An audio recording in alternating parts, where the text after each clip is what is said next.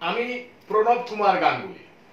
আমরা সকলেই জানি কম্পিটিটিভ পরীক্ষায় যেসব অঙ্ক পড়ে সেই সব ক্ষেত্রে সময় থাকে খুব কম।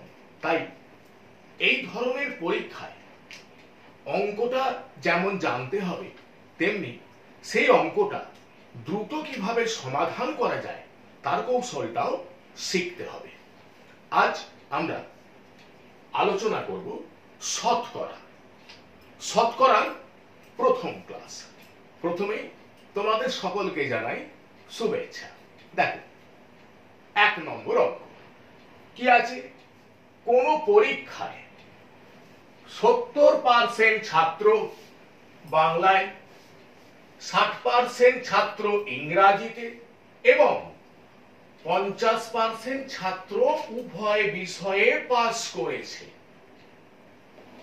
শতকরা কতজন ছাত্র উভয় বিষয়ে ফেল করেছে? খুব ইম্পর্টেন্ট অঙ্ক। তাহলে দেখো, এই অঙ্কটা আমরা শর্টকাট নিয়মে কিভাবে করতে পারি। দেখো, বাংলায় পাস করেছে 70% ছাত্র, ইংরাজিতে পাস করেছে 60% ছাত্র, উভয় বিষয়ে পাস করেছে 50% ছাত্র। তাহলে আমরা অঙ্কটা শর্টকাট নিয়মে কিভাবে করব? দেখ, উভয় বিষয়ে পাস করেছে 50% ছাত্র, তাহলে 50 এর সঙ্গে 100 যোগ করলাম, কত হলো? 150। বাংলায় পাস করেছে 70% ছাত্র, ইংরাজিতে পাস করেছে 60% ছাত্র, তাহলে 70 আর 60 যোগ করলাম, কত হলো? 130। এইবার এই দুটো বিয়োগ করব, কত হলো? 20। তাহলে উভয় বিষয়ে ফেল করেছে 20% ছাত্র। কি বুঝে গেছে বিষয়টা? তাহলে এইভাবে আমরা খুব দ্রুত অঙ্কটা সমাধান করতে পারি। এবার দেখো, অঙ্কটা আমরা প্রচলিত নিয়মে আলোচনা করব। এখন আমরা এমনি ধরে নিচ্ছি যে 100 জন ছাত্র রয়েছে। তাহলে দেখো, উভয় বিষয়ে পাস করেছে 50% ছাত্র। তাহলে উভয় বিষয়ে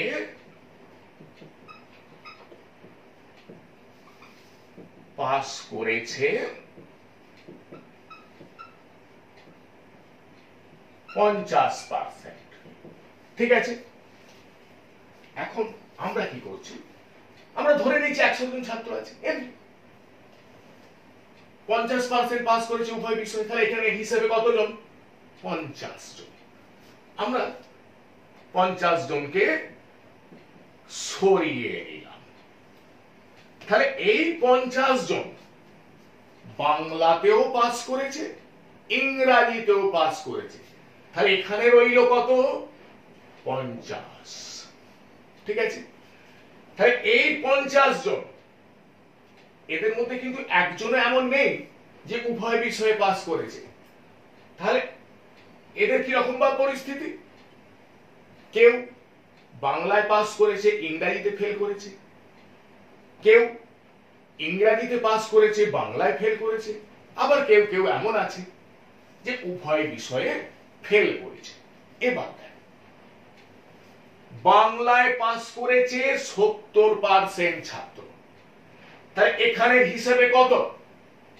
70 জন। 70 জন এমন আছে যারা বাংলায় পাস করেছে।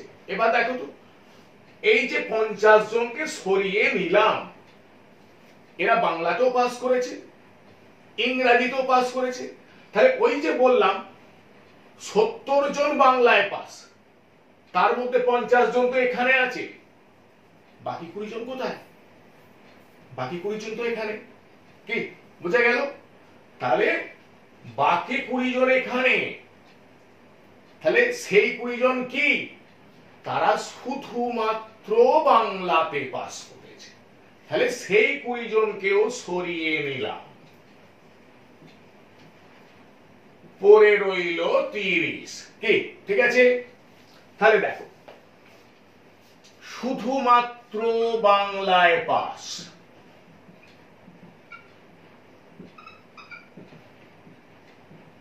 তাহলে শুধুমাত্র বাংলায় পাস করেছে, তাহলে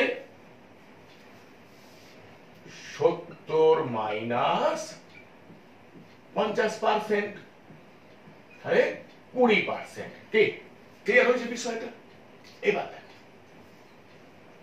ইংরেজিতে পাস করেছে কত? ইংরেজিতে পাস করেছে 60%। তাহলে আমাদের এখানে হিসেবে কতজন? 60 জন। এই 50 জন কারা? বাংলাতেও পাস, ইংরেজিতেও পাস।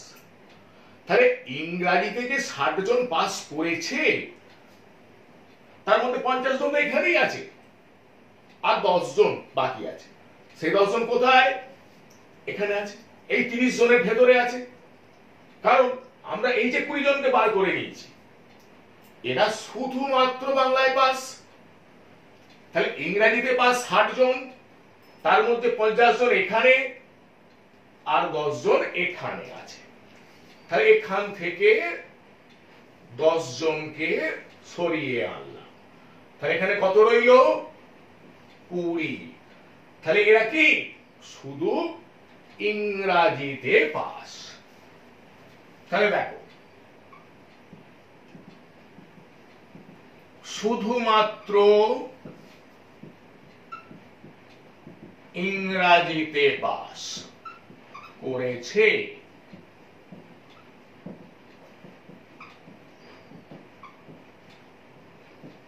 তাহলে দেখো কিভাবে পেলাম? 60 মাইনাস 50% সমান 10%। হলো? তাহলে দেখো, এরা উভয় বিষয়ে পাস, এরা শুধু বাংলায় পাস, এরা শুধু ইংরেজিতে পাস। তাহলে দেখো, শুধুমাত্র বাংলায়, শুধুমাত্র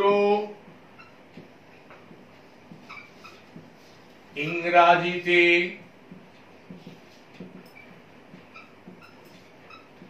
ও উভয় বিষয়ে পাস করেছে।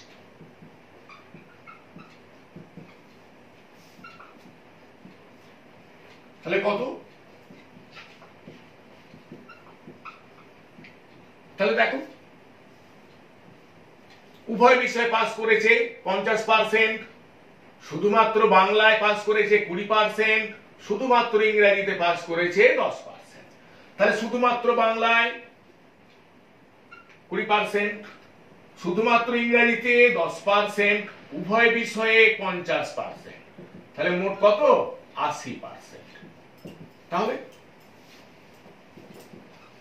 উভয় বিষয়ে ফেল করেছে, তাহলে কত?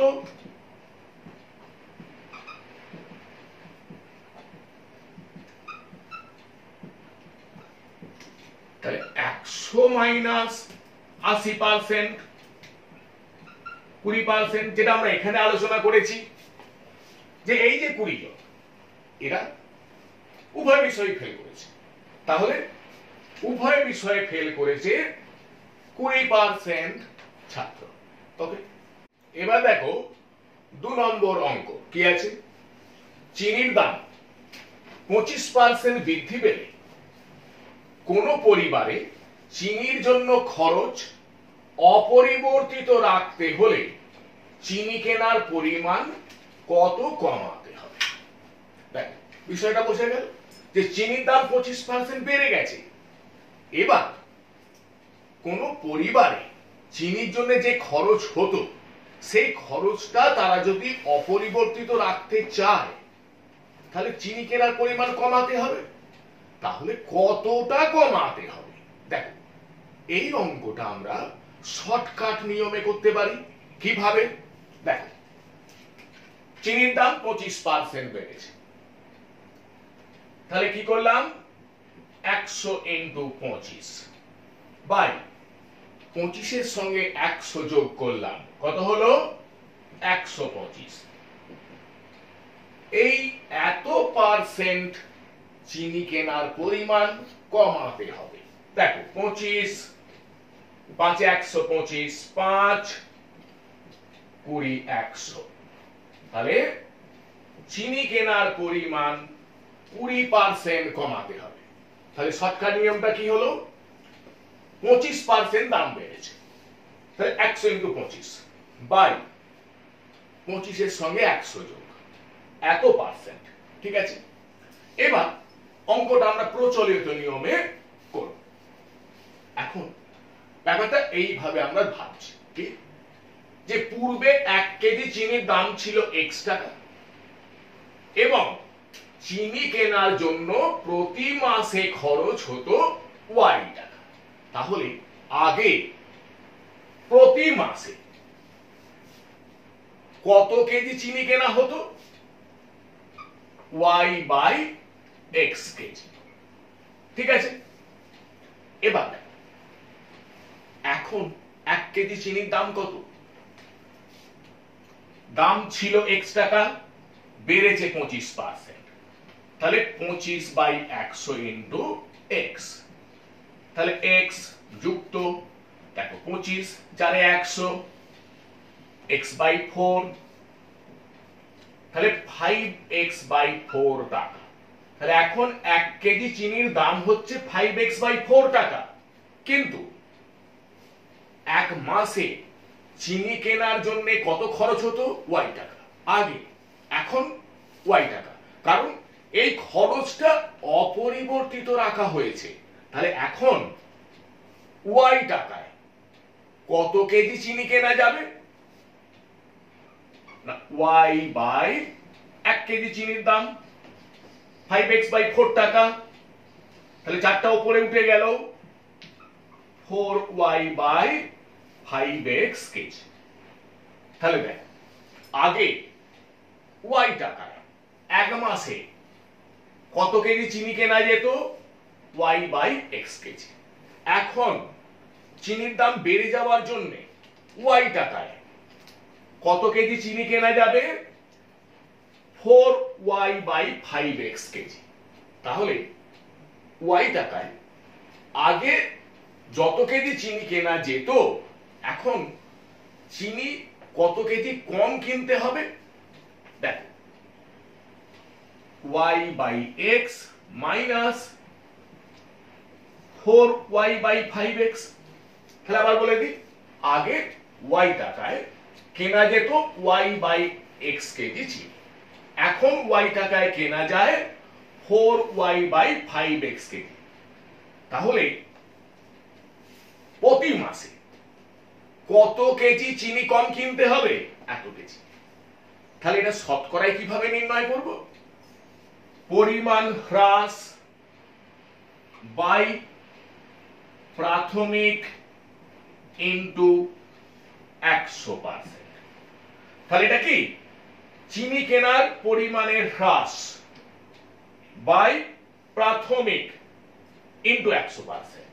ঠিক আছে, তাহলে দেখ, y বাই x উপর নিচে কেটে দিচ্ছি, তাহলে এখানে কি পড়ে থাকছে? y বাই x, এটাকে y বাই x দিয়ে ভাগ করলে 1, এটাকে y বাই x দিয়ে ভাগ করলে 4/5 ইনটু 100% সমান, দেখো এটা বিয়োগ করলে কত হচ্ছে? 1/5 ইনটু 100% সমান 20%। তাহলে বিষয়টা বোঝা গেল? ওকে, এবার দেখো 3 নম্বর অঙ্ক কি আছে? চিনির দাম 20% বৃদ্ধি পেলে যদি কোনো পরিবারের চিনি কেনার পরিমাণ 20% কমানো হয় তাহলে চিনি কেনার খরচের কিরূপ পরিবর্তন হবে? তাহলে বিষয়টা কি, যে চিনির দাম 20% বেড়ে গেছে।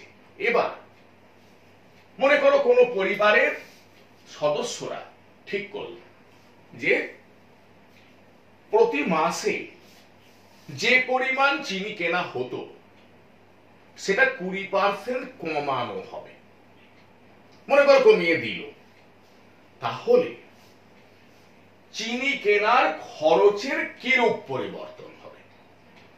দেখো, এই অঙ্কটা আমরা শর্টকাট নিয়মে করতে পারি।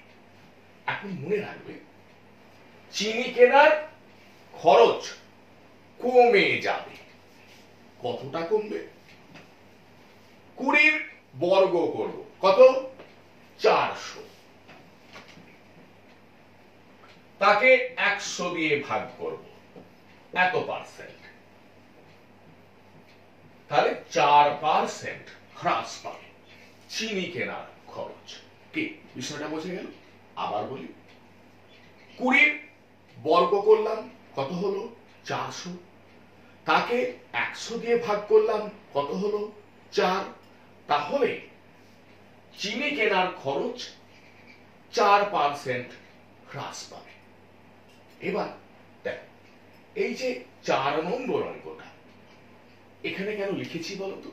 কারণ এই অঙ্কটা করার জন্য যে শর্টকাট নিয়ম একই। কিরকম ভাব? দেখো, অঙ্কটা আগে দেখো। কোন আয়তক্ষেত্রের দৈর্ঘ্য 10% বৃদ্ধি ও প্রস্থ 10% হ্রাস করা হলে ক্ষেত্রফলের কিরূপ পরিবর্তন হবে? ক্ষেত্রফল কমে যাবে। কতটা কমবে? 10 বর্গ, কত? 100, তাকে 100 দিয়ে ভাগ করো, কত হলো? 1, তাহলে আয়তক্ষেত্রের ক্ষেত্রফল 1% কমে যাবে। এবার দেখো, যদি আমরা এইভাবে ভাবতাম, কোন আয়তক্ষেত্রের দৈর্ঘ্য 15% বৃদ্ধি ও প্রস্থ 15% হ্রাস করা হলে ক্ষেত্রফলের কিরূপ পরিবর্তন হবে? 15 বর্গ, কত? 225, তাকে 100 দিয়ে ভাগ করো, কত হয়? 2.25, তাহলে আয়তক্ষেত্রের ক্ষেত্রফল 2.25% হ্রাস পাবে। এবার দেখো, এই যে শর্টকাট নিয়ম শেখালাম, সেক্ষেত্রে খেয়াল রাখতে হবে এই দুটো একই হবে। মানে এই যে দৈর্ঘ্য 10% বৃদ্ধি পাচ্ছে, প্রস্থ 10% হ্রাস পাচ্ছে। কি ধরো, চিনির দাম 20% বৃদ্ধি পেলে কোন পরিবারে চিনি কেনার পরিমাণ 20% কমানো হয়। এই যে এই দুটো সমান, এই দুটো সমান হলেই তবে এই শর্টকাট নিয়মটা আমরা প্রয়োগ করতে পারব। এবার দেখো, আমরা এই অঙ্ক দুটো প্রচলিত নিয়মে কিভাবে করা যায় সেটা আলোচনা করব। 3 নম্বর অঙ্ক দেখো, আমরা ধরে নিচ্ছি, মনে করি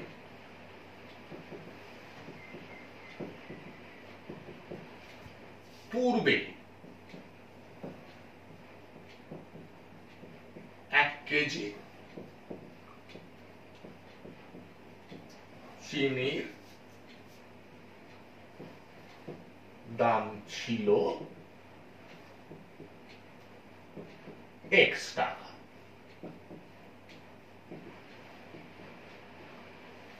এবং কোন পরিবারে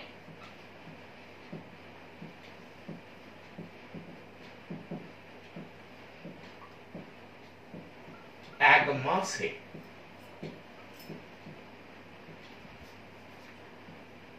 চিনি কেনা হতো y কেজি।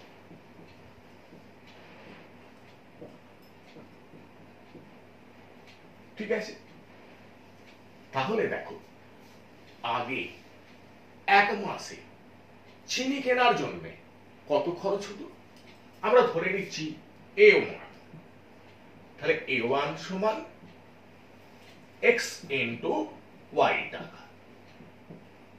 এবার দেখ, চিনির দাম 20% বেড়ে গেছে, তাহলে এখন 1 কেজি চিনির দাম কত?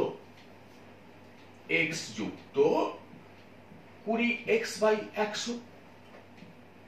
তাহলে দেখো, এটা ছিল আগের দাম, এটা বেড়েছে, তাহলে x যুক্ত 20 5 100, তাহলে x বাই 5 সমান 6x বাই 5 টাকা। তাহলে এখন 1 কেজি চিনির দাম 6x বাই 5 টাকা। এবার দেখো,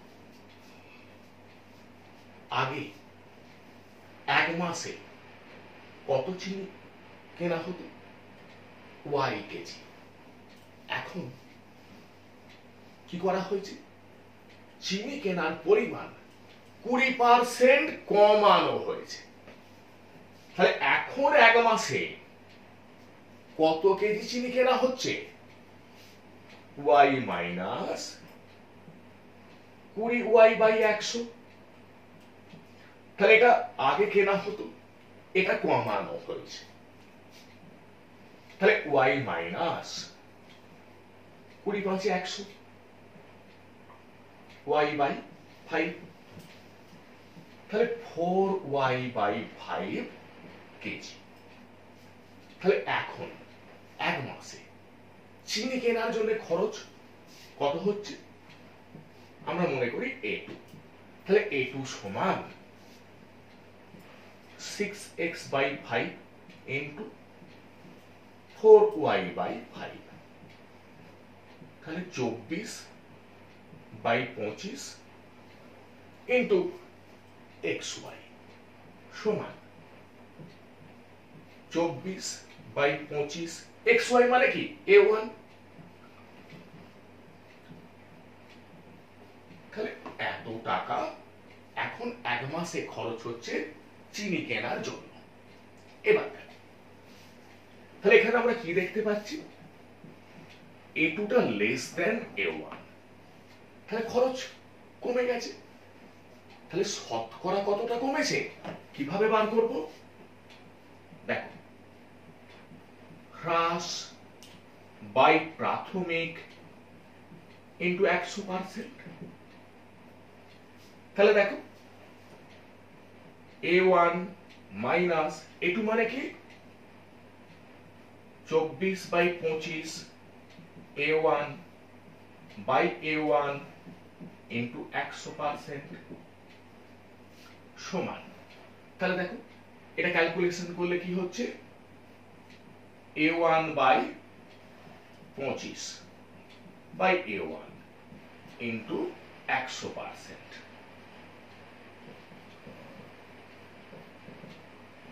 তাহলে 100 বাই 25% সমান 4%। ঠিক আছে? এবার 4 নম্বর অঙ্কটা, এটা আমরা প্রচলিত নিয়মে কিভাবে করা যায় সেটা আলোচনা করব। দেখ, আমরা ধরে নিচ্ছি যে কোনো আয়তক্ষেত্রে দৈর্ঘ্য সমান x এবং প্রস্থ সমান y। তাহলে আয়তক্ষেত্রের ক্ষেত্রফল কত ছিল? x into y। তাহলে দেখো, আমরা কি ধরে নিচ্ছি? যে আয়তক্ষেত্রের দৈর্ঘ্য ছিল x, প্রস্থ ছিল y। তাহলে আয়তক্ষেত্রের ক্ষেত্রফল ছিল A1 সমান xy। তাহলে দৈর্ঘ্য 10% বাড়ানো হয়েছে, তাহলে এখন দৈর্ঘ্য কত? x যুক্ত 10x বাই 100, এটা ছিল, এটা বাড়ানো হয়েছে, তাহলে x যুক্ত 10, 10 এ 100 এক্স বাই 10, তাহলে 11 এক্স বাই 10। প্রস্থ 10% কমানো হয়েছে, তাহলে এখন প্রস্থ কত? y minus 10y by 100। দেখো এটা ছিল, এটা কমানো হয়েছে, তাহলে y মাইনাস 10 10 এ 100 y বাই 10, তাহলে 9y বাই 10। এখন তাহলে আয়তক্ষেত্রের ক্ষেত্রফল কত? মনে করি a2, তাহলে a2 সমান, এখন দৈর্ঘ্য 11 x বাই 10 ইন্টু এখন প্রস্থ 9y বাই 10 সমান 99 বাই 100 ইন্টু xy। তাহলে দেখো 99 বাই 100 xy মানে a1, তাহলে কি দেখতে পাচ্ছি? a2 less than a1। তাহলে আয়তক্ষেত্রের ক্ষেত্রফল কমে যাচ্ছে, তাহলে কমে যাওয়ার শতকরা পরিমাণটা কত? দেখো হ্রাস বাই প্রাথমিক ইন্টু 100%, তাহলে a1 মাইনাস a2, a2 মানে 99 by 100 into a1 by a1 into 100%। a1 কে 1 দিয়ে ভাগ করলাম 1 মাইনাস এটাকে 1 দিয়ে ভাগ করছি 99 বাই 100 ইন্টু 100%। তাহলে এটা ক্যালকুলেশন করলে কত হচ্ছে? 1 বাই 100 ইন্টু 100% সমান 1%। তাহলে বিষয়টা বোঝা গেল। তাহলে দেখ, কোন আয়তক্ষেত্রে দৈর্ঘ্য 10% বৃদ্ধি ও প্রস্থ 10% হ্রাস করা হলে আয়তক্ষেত্রের ক্ষেত্রফল 1% হ্রাস পাবে। আজকের আলোচনা এখানেই শেষ করছি। আবার পরবর্তী ক্লাসে আমরা কম্পিটিটিভ ম্যাথমেটিক্স নিয়ে আলোচনা করব। ওকে।